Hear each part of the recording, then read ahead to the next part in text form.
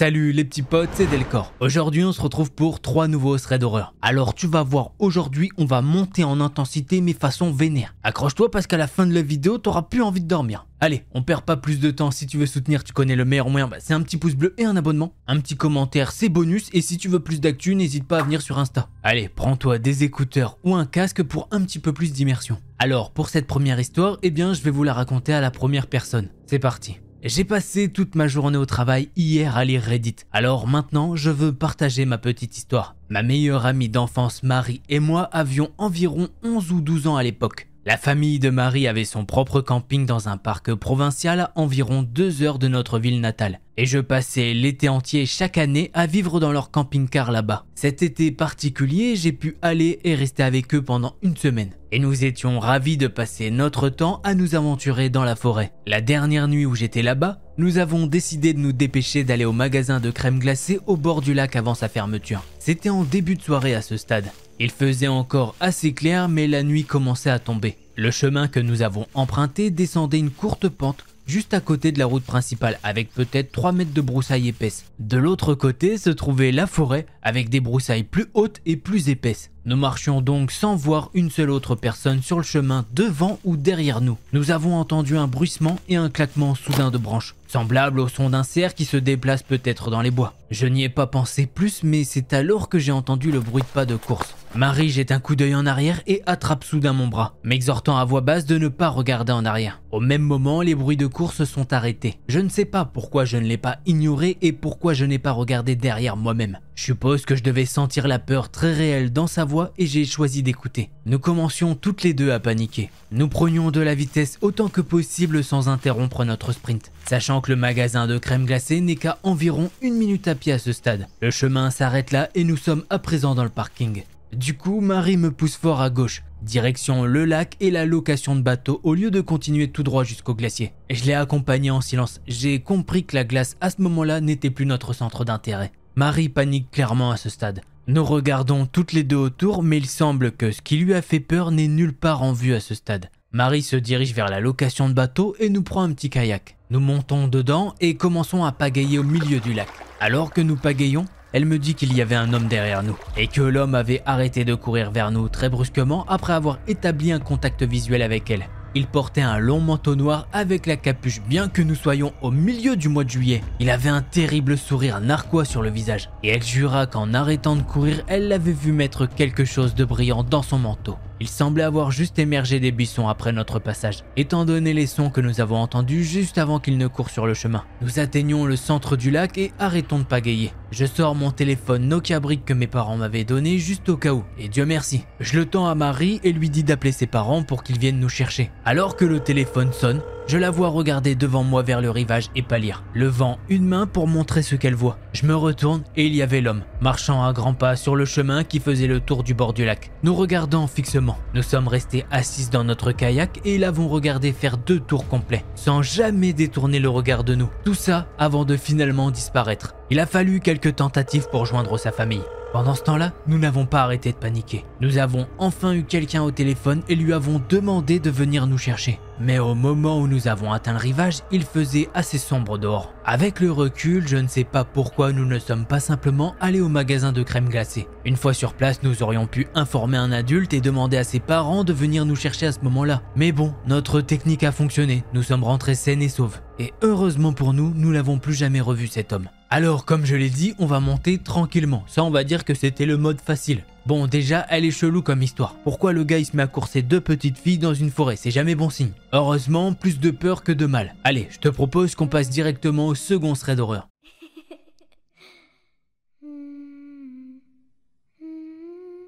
Alors pour ce deuxième thread d'horreur, je vais également vous le faire à la première personne étant donné que c'est l'histoire d'une abonnée. Comme je vous l'ai dit, on monte en intensité, vous allez voir avec celle-ci. Allez, je vous raconte tout ça. Salut Delcor, je me permets de te contacter. C'est Anne et Florence. Nous avions posté notre histoire de parapente sur Reddit et tu en avais fait une vidéo. Je sais pas si vous vous en rappelez, effectivement elle était très bien.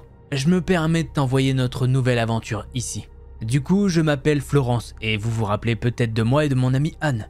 Nous sommes sans doute les copines les plus poissardes de l'univers. On va vous raconter ce qui s'est passé au mois de mai. Mais bon, pas de course-poursuite ou d'intrusion extraordinaire. Mais ça reste une aventure plus qu'inhabituelle et complètement flippante. Maintenant, on va peut-être essayer de trouver un marabout pour se faire désenvoûter parce que ça commence à être fatigant. Nous avons toutes deux une passion un peu particulière. La reconstitution historique. Nous recréons certaines scènes de la vie quotidienne et des danses d'époque dans divers lieux comme des châteaux. Les hommes, quant à eux, font davantage de reconstitution de manœuvres militaires. Nous participions donc à une manifestation historique dans un château du centre de la France. La journée s'est déroulée le plus normalement du monde. Nous avons recréé un bal du 19e siècle lorsqu'au détour d'une danse, l'un de mes cavaliers me précise qu'il a découvert un trou dans sa tente et qu'il aurait besoin d'un abri pour dormir, puisque la météo annonçait des averses dans la nuit. Il est habituel de voir tous les reconstituteurs logés dans un même campement historique pendant les manifestations se déroulant sur plusieurs jours. Je m'éloigne pour retrouver Anne afin de lui demander son accord car elle ne connaît pas mon ami. Il s'appelle Lucas et elle ne l'a même jamais vu. Notre tente était prévue pour 4 personnes, mais nous n'étions que 2 à l'occuper. Ce qui fait que Anne a naturellement accepté. Je retourne donc donner confirmation à Lucas qu'il peut sans souci apporter sa botte de paille et nous rejoindre après le dîner du soir. Il me remercie puis il continue les festivités de son côté. Je lui demande à quelle heure sa troupe tire au canon le lendemain car Anne et moi sommes intéressés par le spectacle. Et que nous comptions quitter le bal bientôt car nous sommes fatigués et allons nous coucher sans trop tarder. Nous nous rendons donc à notre tente où la couche de paille étendue sur le sol garantissait une isolation optimale contre le froid. Je n'eus donc aucun mal à m'endormir. Ce qui apparemment n'était pas le cas de Anne qui ne cessait de se retourner dans son sac de couchage. Le lendemain, nous nous réveillons et je demande à Anne si elle a fini par trouver le sommeil, car j'avais bien senti qu'elle était un peu agitée dans sa couche. Elle me répond qu'au moment où elle commençait tout juste à s'endormir, mon ami était arrivé dans la tente. Le souci selon elle, c'est qu'il n'a pas été très discret et qu'il a commencé à bricoler on ne sait pas trop quoi, tourné dans son coin à la faible lueur d'une bougie. Heureusement, Anne commençait vraiment à être fatiguée et s'est finalement endormie malgré le petit manège de Lucas. Alors que nous commençons à nous préparer pour la suite des festivités, nous trouvons par terre, à l'emplacement occupé par Lucas, une étrange poupée faite de chiffon et de paille dont la bouche a été recousue à la main. Nous ne savons pas trop s'il s'agit d'un cadeau pour remercier notre hospitalité ou simplement d'un oubli. Une fois prête, nous sortons rejoindre le groupe près de la marmite avec l'intention de croiser Lucas pour lui poser la question. Nous commençons à déjeuner quand Lucas arrive à son tour. Il vient vers nous de lui-même et nous dit « Salut les filles, finalement vous avez dû avoir pas mal de place cette nuit puisque j'ai finalement dormi avec des potes. Mais je vous remercie quand même au cas où je n'aurais pas trouvé d'autre solution. » À ces mots, alors que je sens un frisson parcourir ma nuque, je vois Anne blêmir et se figer et me dire dans un murmure « L'homme dans la tente, hier soir. Il était beaucoup plus petit et plus maigre que ton ami Lucas. C'est certain que ce n'était pas lui. » Là, nous échangeons un regard empli d'effroi. Lucas, qui se tient toujours près de nous, ne semble pas comprendre notre réaction. Sans en tenir compte, d'un même mouvement, nous nous précipitons vers la tente pour chercher l'artefact qui avait été laissé pendant la nuit. Nous le rapportons près du feu de camp où se trouve Lucas qui nous lance un regard circonspect. Je lui tends la poupée et lui demande si elle lui appartient.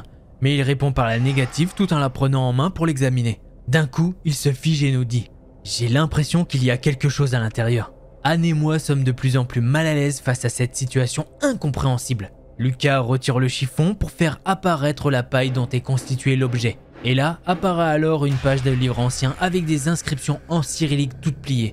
C'est en l'ouvrant que le contenu se révéla à nos yeux stupéfaits. Dans la main de Lucas se trouvaient 2 mèches de cheveux, l'une brune et l'autre blonde à l'identique de nos propres cheveux. En plus de cela, il y avait l'une de mes bagues et le pendentif favori de Anne. À la vue de ce spectacle dérangeant, nous restons bouche bée. C'est Lucas qui vient interrompre le silence par une question. « Vous pensez que ce sont vos cheveux ?» De toute évidence, il ne pouvait que difficilement en être autrement après vérification de nos chevelures. Nous avons constaté qu'il nous manquait bien une mèche de cheveux à chacune. Quelle horreur de constater qu'un parfait inconnu s'était glissé près de nous alors que nous dormions, dans le but de nous déposséder de nos objets personnels et était allé jusqu'à nous prélever des cheveux.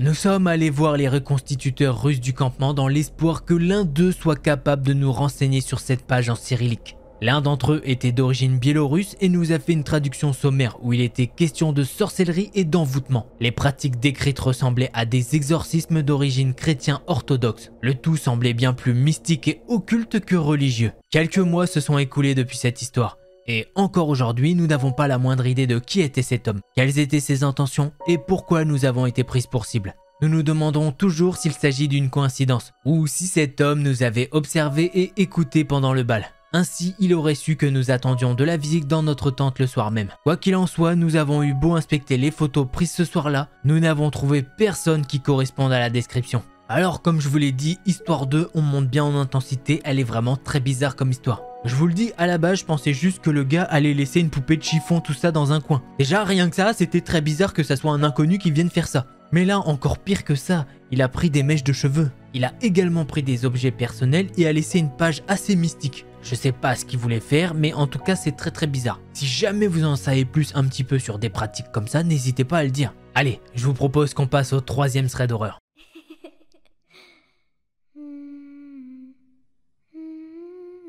Allez, on va commencer ce 3e thread d'horreur, mais pendant que je tiens tout le monde, n'oublie pas de t'abonner. Voilà, je te vois, tu kiffes la vidéo, t'es pas abonné, donc pourquoi tu le ferais pas? Allez, l'histoire que je vais vous raconter, c'est celle d'Emma. C'est une jeune américaine de 26 ans qui habite à Denver. Alors non, je vous vois venir, je chanterai pas Denver le dernier dinosaure. Son histoire va avoir lieu un vendredi soir. Pendant la journée, au boulot, elle a fait ses activités classiques. Bien qu'elle sent quand même que c'est la fin de semaine pour elle. En plus de ça, au moment où ça se passe, il fait une chaleur de zinzin. Et elle travaille dans un open space avec des vitres qui laissent passer la chaleur. Et c'est pas avec son petit ventilo de poche branché sur son écran qu'elle va se rafraîchir. Et ça, Isaac, son collègue et potentiel futur petit ami, il a dû le remarquer. Car il lui propose qu'après le boulot, ils aillent se changer les idées et qu'ils vont aller se manger une petite glace à Little Mine Ice Cream. Et cette perspective, elle aide Emma pour encaisser le reste des heures qu'il lui reste à faire. De son côté, elle finit à 20 h et elle va voir Isaac qui travaille un petit peu plus loin pour lui demander s'il a bientôt fini. Il lui dit qu'il finit dans 5-10 minutes, il doit juste terminer un dernier truc en speed et que c'est plutôt important.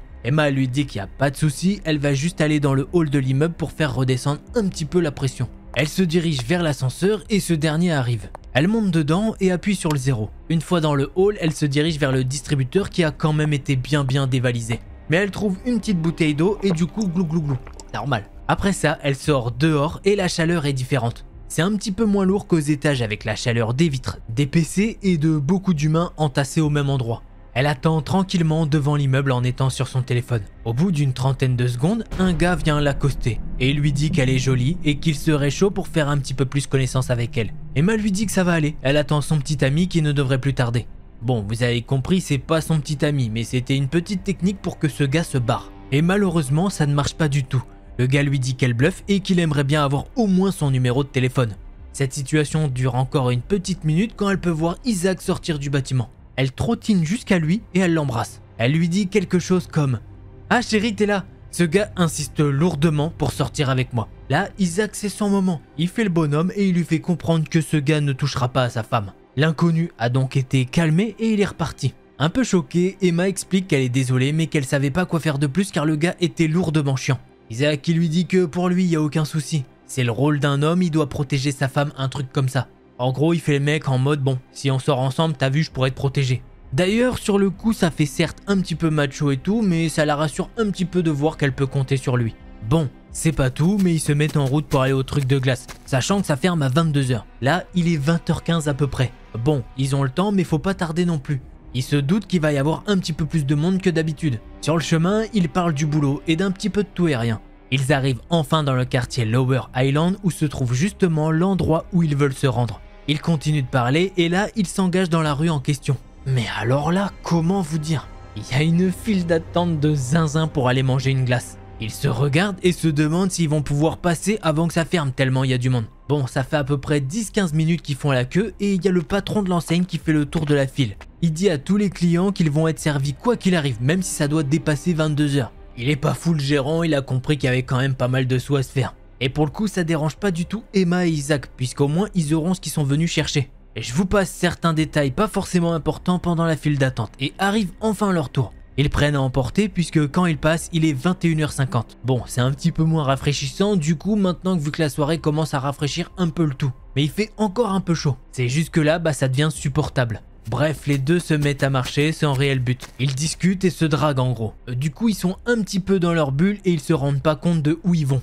À la base, ils voulaient retourner dans le quartier du Central Business District. C'est là où se trouve leur bureau. Mais ils étaient tellement dans leur truc qu'ils sont arrivés dans le quartier de Capitol Hall. Et plutôt bien avancé d'ailleurs. Quand Emma s'en rend compte, elle a un petit peu les chocottes car c'est l'un des quartiers les plus dangereux de la ville. Dans le post, elle écrit « Faites vos recherches et vous comprendrez pourquoi ». Alors forcément, ça m'a intrigué et j'ai cherché, et voici ce que j'ai pu trouver. Les infractions violentes sont 284% plus élevées que la moyenne nationale. Quasiment 300% de plus que la moyenne des États-Unis d'Amérique. Je sais pas si vous vous rendez compte. Bref, grosse erreur de la part d'Emma et Isaac. Ils se mettent en chemin pour sortir au plus vite du quartier. Au détour d'une rue vide, ils tombent sur un gars adossé à une grosse poubelle type container et il va se mettre devant eux. Cigarette fait main à la bouche ou peut-être plus qu'une simple cigarette. Pas de bonsoir, rien, il leur demande du feu. Enfin en gros il leur dit plus « ouais du feu ». Isaac lui répond mais avec un certain dédain.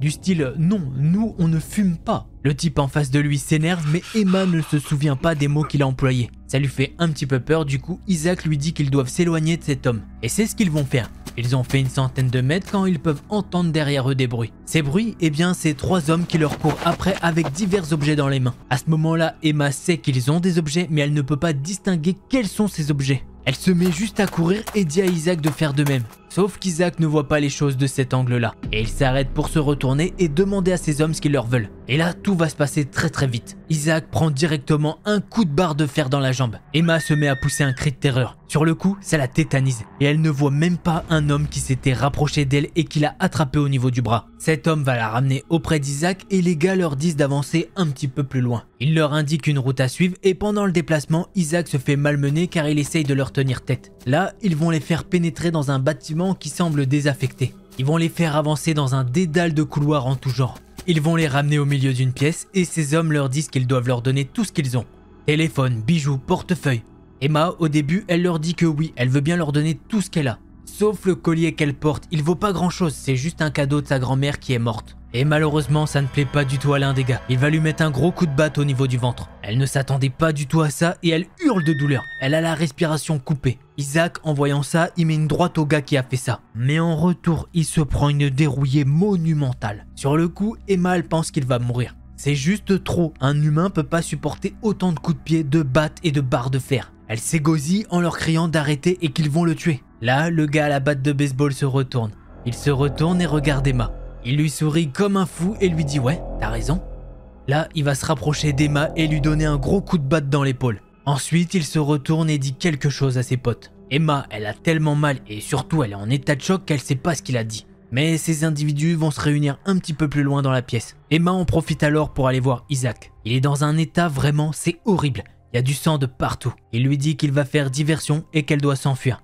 Pour lui, c'est fini, il le sait. Emma lui dit que non, ils vont trouver un moyen de sortir de là. Mais après avoir dit ça, Isaac tente de se relever. Il se pète une première fois la gueule. La deuxième fois, il y arrive tant bien que mal et il dit à Emma de courir pour sa vie. Il donne tout ce qu'il a et il se jette sur les 3 gars un petit peu plus loin dans la pièce. Là, Emma va faire quelque chose qu'elle n'aurait jamais pu penser être possible. Mais elle va se mettre à courir dans la direction opposée. Elle court dans des couloirs et des couloirs sans rien comprendre à son orientation dans les lieux. Sauf que malheureusement, les gars ont dû comprendre qu'elle n'était plus là. Puisque peu de temps après, elle peut entendre des bruits de pas. Elle va alors se mettre accroupie derrière un mur en priant de toutes ses forces que personne ne la retrouve. Au bout d'un moment, les bruits de course s'éloignent. Elle avance alors dans les couloirs à tatillons. Et à force, par chance, elle pose ses mains sur un mur, qui au final n'en est pas un. C'est une porte qui s'ouvre sur ce qui semble être l'arrière du bâtiment. La rue est déserte et tant mieux pour elle. Le truc à ce moment-là, c'est qu'elle ne se réjouit pas. Elle se dit que l'un des gars est sûrement planqué et qu'elle va être repérée. Et elle va subir la même chose qu'Isaac. Elle décide donc d'aller faire quelques pas et d'aller se cacher dans une poubelle type container. Elle arrive à se glisser dedans, mais non sans mal. Elle a sévèrement mal aux 2 endroits où elle a été frappée. Et au-delà de la souffrance physique, elle nous dit que le pire à ce moment-là, c'est la douleur psychique. Il y a encore peu de temps, elle était dans la rue avec son potentiel petit ami à manger une glace. Et maintenant, elle est cachée dans une poubelle pour qu'elle ne soit pas repérée et passée à tabac. Ou pire, morte. Isaac, quant à lui, il est dans un état, elle peut même pas le décrire. Elle se dit qu'avec la diversion qu'il a fait, il est sûrement mort. Elle va attendre ce qui semble pour elle 2 à 3 heures dans cette poubelle. Vraiment, elle ne sait pas combien de temps elle a attendu. Sa notion du temps a été brouillée. Elle a réussi à sortir de cette cachette. Elle a marché toujours très discrètement. Elle a regardé partout en permanence. Elle est vraiment prête à courir comme une folle s'il le faut. Elle va alors arriver à l'angle de cette ruelle. Et la première chose qu'elle va voir en regardant à droite, c'est un chien de race Rottweiler qui la regarde. Elle a eu un sursaut de peur. Et très vite, la personne à qui appartient ce chien lui dit qu'il n'est pas méchant. Sauf que le monsieur va la regarder comme ça. Et il a compris que quelque chose n'allait pas avec Emma, car il lui demande qu'est-ce qui se passe et pourquoi elle est dans cet état. Emma va prendre sur elle et tenter de lui expliquer la situation. Heureusement, cet homme la croit directement et appelle le 911. Il la rassure en lui disant que ça va aller pour elle, elle est bien entourée. Il essaye de détendre l'atmosphère comme il peut en lui disant qu'avec le chien à ses côtés, eh bien ils peuvent toujours essayer, ils vont pas faire le poids. Au cas où, je vous mets la photo d'un Rottweiler pour que vous puissiez comprendre. Une patrouille de police est arrivée et ils ont demandé une explication à Emma qui a été emmenée à part. Elle doit donc dire sa version des faits. Et pendant le récit, l'un des officiers a demandé du renfort policier et une ambulance. Heureusement, les deux policiers avec elle comprennent qu'elle ne ment pas, vu comment elle est paniquée et surtout les séquelles physiques. Environ 5 minutes après, l'ambulance est arrivée pour checker son état de santé. Une dizaine de minutes plus tard, c'est pas moins d'une vingtaine de policiers qui sont en train de se préparer à rentrer dans le bâtiment. Le top départ est donné, la fouille du bâtiment prend un certain temps. Emma, quant à elle, elle est toujours à l'arrière de l'ambulance attendant d'avoir un petit peu plus de nouvelles. Et surtout, cette ambulance, eh bien, elle est prête à speedrun si jamais Isaac est vivant. Et justement, des policiers ressortent du bâtiment en portant Isaac. En voyant ça, les ambulanciers ont foncé vers lui avec le brancard. Et il a été conduit à l'intérieur de l'ambulance direction l'hôpital. Gros soulagement pour Emma. Bon, par contre, elle de son côté, elle va devoir attendre l'arrivée de l'autre ambulance pour elle. Après un certain temps, elle a été également emmenée à l'hôpital pour des examens un petit peu plus approfondis. Elle sera rejointe par un officier de police dans la nuit qui va lui dire que la fouille du bâtiment est terminée et qu'ils n'ont pas trouvé les individus. Elle est donc attendue le lendemain si elle est autorisée à sortir pour aller faire les portraits robots. On passe justement au lendemain et elle fait les portraits robots avec quelqu'un qui est spécialisé là-dedans. Et gros boulot de la personne qui fait ça puisque les 3 portraits robots, ça ressemble limite à des photos. Après ça, Emma est rentrée chez elle car elle a demandé si elle pouvait aller voir Isaac à l'hôpital, mais pour l'instant, aucune visite n'est possible. Il semble tiré d'affaire mais aura des séquelles sûrement le reste de sa vie. Sa mâchoire est fracturée, son nez a été cassé et sa vision a été touchée. Et encore, je vous passe certains détails. Passons maintenant 2 mois et Emma a repris le cours de sa vie, bien qu'elle souffre de troubles post-traumatiques. Ses heures de travail ont été changées pour qu'elle ne fasse que des heures en journée et qu'elle puisse rentrer chez elle sereinement. Isaac, quant à lui, est sorti de l'hôpital mais ne peut plus travailler dans l'entreprise. Il est en rééducation mais il assure à Emma qu'il va bien. De son côté, elle pense qu'il essaye de garder la face et de voir la vie du bon côté. Il lui dit qu'il est heureux de s'en être sorti vivant. Justement, ce jour-là, la police a convoqué Emma pour qu'elle se rende au poste de police. Ils ont attrapé des individus et elle doit faire une reconnaissance pour vérifier que ce sont bien les gars qui les ont attaqués. Une fois au poste de police, elle tremble de peur. Elle ne veut pas tomber sur ses assaillants. Et elle a peur des représailles si jamais ils ne vont pas en prison. Le policier avec elle la rassure du mieux qu'il peut. Il lui dit que ces hommes ne pourront pas la voir derrière la fenêtre avec miroir sans teint. Une fois dans cette pièce, un flash de cette soirée va lui revenir en voyant ses 2 agresseurs. Elle va donc les désigner aux officiers présents. Ils ont été arrêtés et vont passer un interrogatoire. Voyant l'état de détresse d'Emma, un officier a été dépêché pour l'escorter jusqu'à son domicile. Elle est rentrée dans son appartement et a eu besoin de faire le vide dans sa tête. Et c'est pourquoi elle a partagé son histoire ce jour-là. En plus de ça, elle a fait les calculs et ils sont très simples. Ils ont pu arrêter 2 hommes, sauf qu'il y avait 3 assaillants. Donc l'un des gars est toujours libre et encore, elle ne sait même pas si les 2 gars vont être inculpés. Ce qui fait qu'elle a toujours peur de se faire agresser à nouveau. Maintenant, dans son sac, elle a toujours une bombe au poivre. Et voilà, c'est ainsi que se termine cette histoire. Je vous l'avais dit qu'on était sur une histoire de fou. Et effectivement, je pense qu'elle a partagé son histoire à but thérapeutique. Des fois, ça fait du bien de mettre des mots sur des événements. Peut-être que ça l'a aidé à se vider un petit peu, sachant que c'est très compliqué comme histoire. En plus, elle a peut-être le syndrome du survivant ou quelque chose comme ça. En très gros dans cette histoire, on va dire qu'elle s'en sort plutôt bien. Elle a certes les troubles dans la tête, mais Isaac, quant à lui, malheureusement, il est quand même bien défiguré. Une histoire très compliquée, donc faites très attention là où vous allez. En tout cas, j'espère que cette vidéo vous a plu. Si c'est le cas, vous connaissez le meilleur moyen de soutenir, c'est un petit pouce bleu et un abonnement. Allez, c'était Delcor. En attendant la prochaine vidéo, portez-vous bien. Tchuss les petits potes.